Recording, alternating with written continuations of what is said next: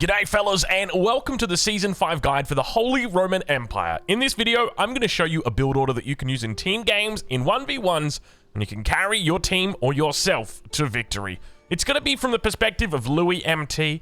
We're going to go through exactly what he does, all the steps that he goes through, and the basic framework as he heads in towards the mid-game. So, without further ado, let's get to it. So, starting off, all villagers onto food initially, and then queues up villagers in the town center, and then moving 3 villagers off to go make a mining camp on the gold.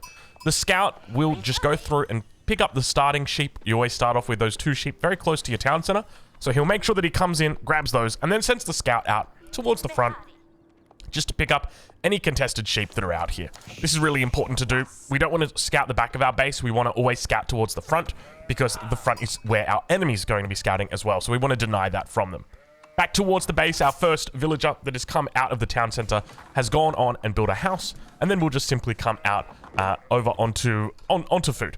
Now, from here, he's going to be rallying a lot of villagers onto food. In fact, he'll go all the way up to 9 villagers on food at this point. One of the things I love about this build order is that it's really simple in the early stages of the game, because you split your vills, 3 on gold, 3 on food, and then it's just rallying villagers onto food from that point. So you don't have to think about wood, you don't have to think about gold again. Nice and simple. Another thing to note is, even though we do see some players look to move their sheep towards the corner of the town center that is closest to the gold vein, we don't see that here from Louis MT. And the reason why is because this is all very calculated. He knows that he doesn't actually need to inspire these villagers. He's just going to be keeping them on gold throughout the duration of the early game here, and they don't actually need inspiration. Everything's calculated so that it's perfect. So I think this is quite a nice build order. It's very, very tight as well. So the main focus on this build order is going to be getting up to Castle Age, looking to try and secure relics. But in the meantime, it's also going to be taking a pit stop in the Feudal Age, where we'll be looking to throw down a couple of barracks and get a few men-at-arms out. But we'll talk about that when we get towards it, because at the moment, all that's going to continue happening is just rallying those villagers out to food. Bringing back his sheep now, about the 2-minute mark. It's important to remember with the Holy Roman Empire, you want to come back a bit sooner with your scout than other civilizations, just because you do gather sheep a lot faster than other civilizations, just because of the prelate inspiration. It's that extra 40% gather rate. It's quite a bit. So now Louis, about to age up, he's going to be going up with the Archon Chapel. And you might be wondering, where's the best place to put your Archon Chapel? The answer, typically, it's going to be next to a wood line or very close to a wood line. You want to leave space between your town center and the Archon so that you can fit farms in. But other than that, you can see that he is going to be placing it next to the wood line and trying to maximize the resources that he hit. So if this was a gold down here, he'd still be placing the Archon exactly in this position. Even if there weren't berries here, he'd still be placing the Archon in this position. You know, maybe with the exception of if the berries were like maybe somewhere here, and then he could probably think about an Archon over here, but this one makes the most sense. So let's I was about to pause it, but I said, you know what, we don't need to pause it. We're fine at this point. So he brings 6 villagers on the age up over towards this landmark. So taking them all from food. So keeping those 3 villagers that are on food, because we went up to 9. So 3 villagers stay on food, and then 6 villagers come out over onto the landmark. These guys, after they're finished on the landmark, will go over to wood, and he's going to continue rallying villagers to wood at this point. So he's up to 3 villagers now on wood, and once he's got the resources for it, he will throw down another lumber camp on this wood line. Even though technically this is a drop-off point, it doesn't have as much surface area, so it doesn't get the best coverage on that. He's doing a little bit of scouting over towards the enemy side. We're not going to focus too much on scouting, because I think the primary thing here is just worrying about what you're doing and making sure what you're doing is the correct play, because the more we think about the enemy, the more likely we are to make a mistake. So he now hits that age up, and what we're going to be looking at here is not a villager timing, but rather a resource timing. And what that means is that he's not going to be pulling villagers off when he hits a certain number, but rather once he has gotten the resources that he needs, that's when he's going to transition villagers off wood. So still for the moment, 3 villagers on food. That's all you need, because they were being inspired by the prelate for quite a bit. And he's going to drop down his first barracks. We'll see that getting dropped down just over here shortly. He's also picking up double broadaxe as well, which is a nice little upgrade that he can look to try and get early on in this game, because he is going to be doing a farm transition throughout this game, and it's going to be one of those things where it happens over time. So the sooner that you can get this upgrade in, the better. So now the first rack comes down, second rack's about to come down as well, and immediately moves villagers off wood. So he's going to keep 5 villagers on wood. Everybody else is going to go over to food, and you can see he's now rallying out to gold here as well. So up to 4 villagers on gold for the moment. He will add a 5th in a little bit later. But the main focus here is just to pull those villagers off wood. And keep in mind, each of these villagers, once they're finished, will be going over to food as well. It gets a little bit tough at this point because you can see he's starting to run out of sheep. So with having so many villagers on these starting sheep, well, they're not really starting sheep, but on the sheep at all, you're going to run into idols. So this is where you want to start thinking about your next food source. So this food source here in the base is very safe. So my recommendation is, because you're making units, maybe look to secure a hunt. Now, fortunately, Louis' hunt is quite close here, so that's not going to be too much of an issue for him. So those 5 villagers that have been on wood, they've been gathering for a while now. He's been able to afford a blacksmith, so he's going to look to throw this down. And we see that he's begun producing men-at-arms. Now, there's no golden rule on the number of men-at-arms that you should produce, but I would recommend between 5 and 10. Don't go for less than 5 because the impact you're going to get or the response that your enemy has to give you is not as significant as 5. But at the same time, don't go for more than 10 because if you go for more than 10, you're going to be spending too long in the feudal age, and we want to try and get up to the castle age as quickly as we can. So now at this point, we can see +1 ranged armor is coming through. This is going to help him out a huge amount because up against Chukunu, spear, or rather Chukunu, longbows, any kind of ranged unit, it's going to enable his men-at-arms to live a lot longer. On top of that, if he wants to dive the town center, he's going to take less damage from it. But already coming out here, going to be canceling his opponent's Barbican very early on. So he gets himself a nice little victory there. But let's focus on the macro back home. Still just rallying out to food for the moment, but we do see he has started to take the mill. Or started to take the deer, and as soon as he's taking the deer, immediately starts researching survival techniques. This is really important.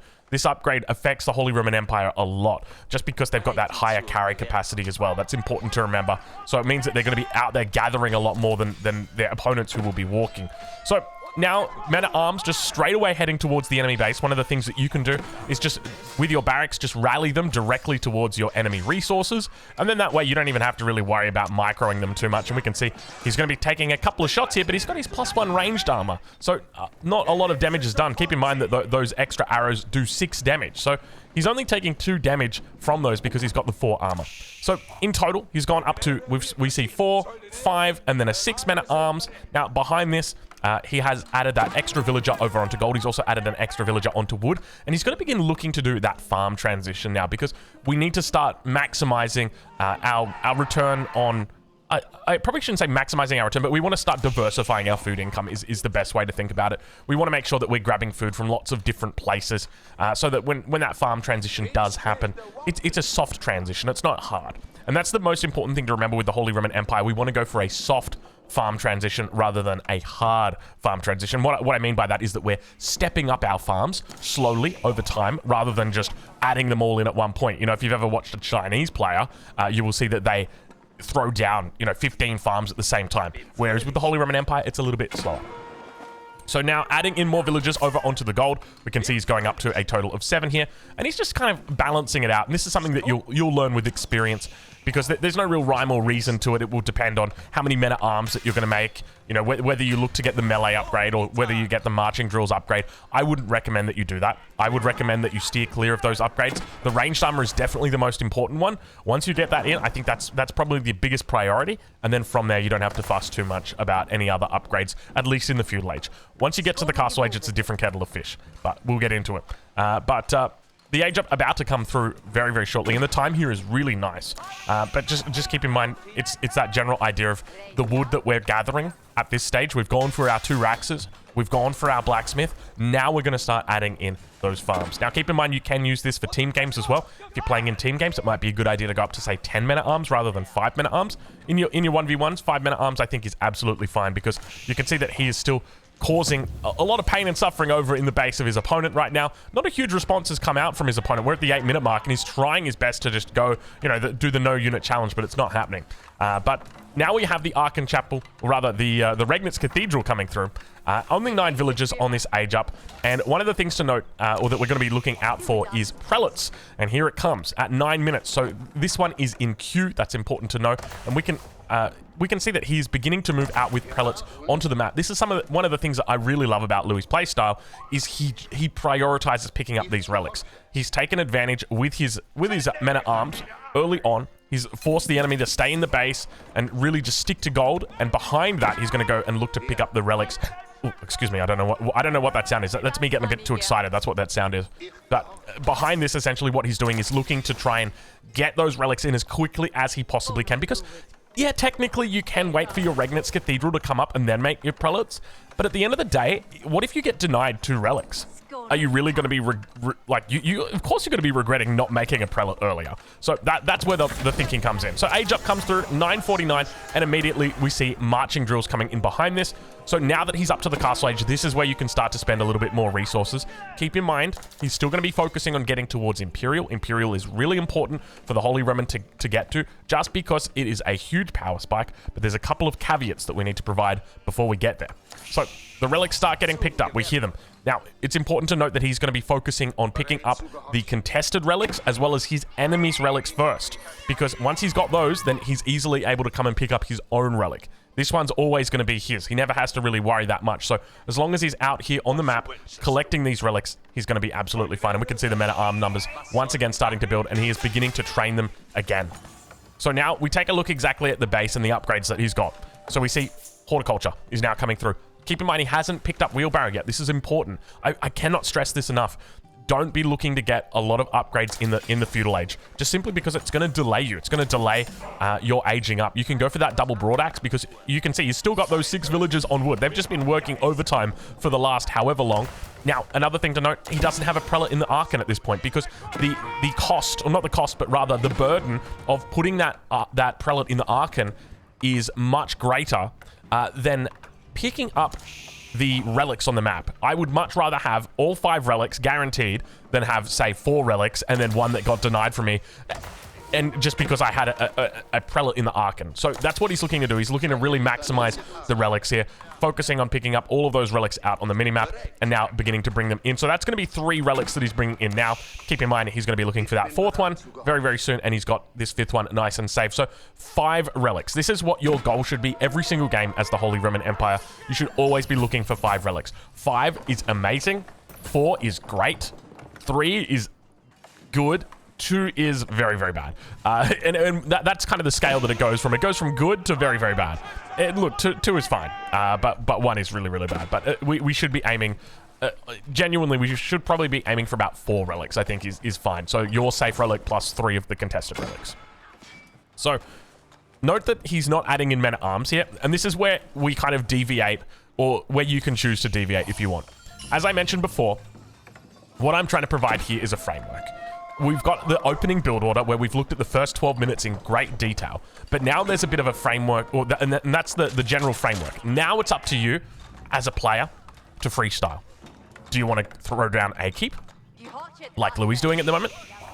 You can see he's starting to save up for that so that he can keep himself safe against the Zhuge push that's imminently coming in. That could be an option for you. Do you want to throw down a whole bunch of stables and look to get some knights out? That could be an option for you as well. Do you just want to go straight to Imperial? Well, that's very bold of you, but that's one of the things that you can do.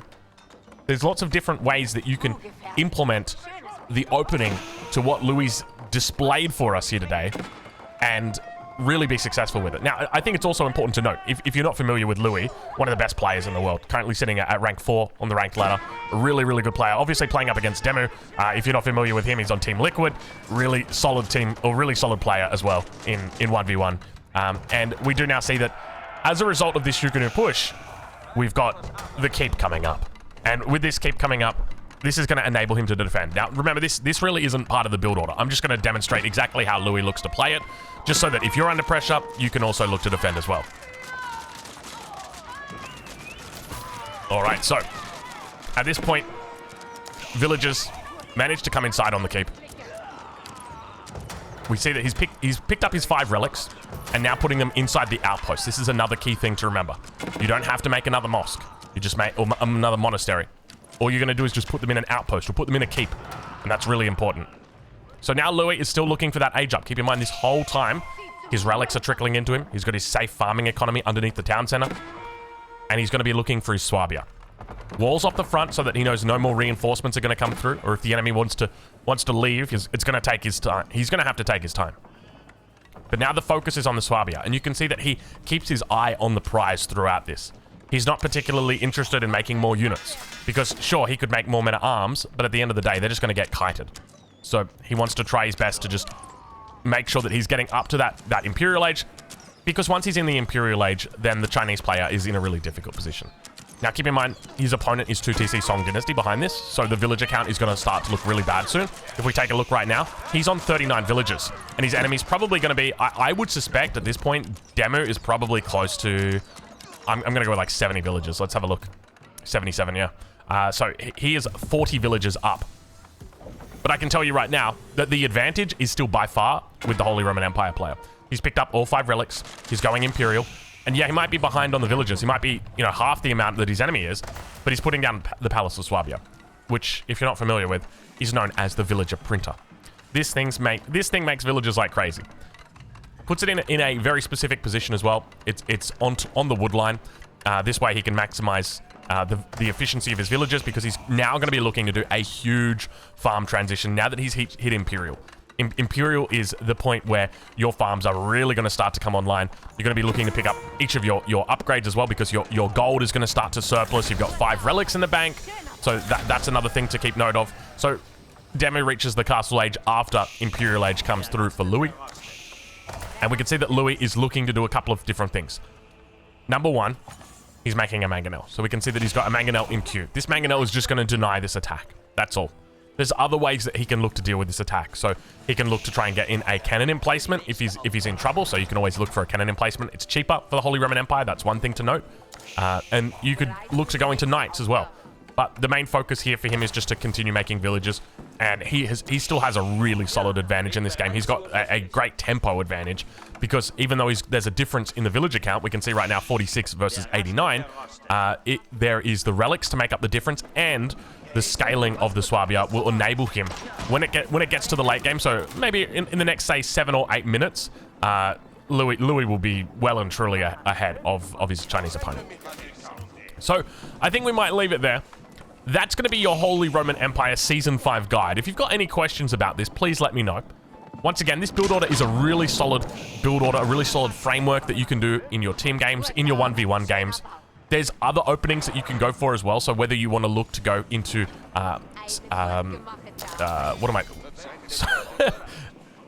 stables. Jeez Louise, I tell you what, it's that long COVID that's hitting me right there. So if you want to look to go into stables, you can do that as well. Horsemen, very similar cost to the men-at-arms. I wouldn't change too much about it. You know, you might move one villager off gold and put it over onto wood, something like that. But for the most part, that's going to be it. I'm not going to show you the rest of this game. If you'd like to see it, you could check out Louis MT in his match history. Other than that, we'll leave it there. Thank you so much for watching, and we'll catch you guys in the next one.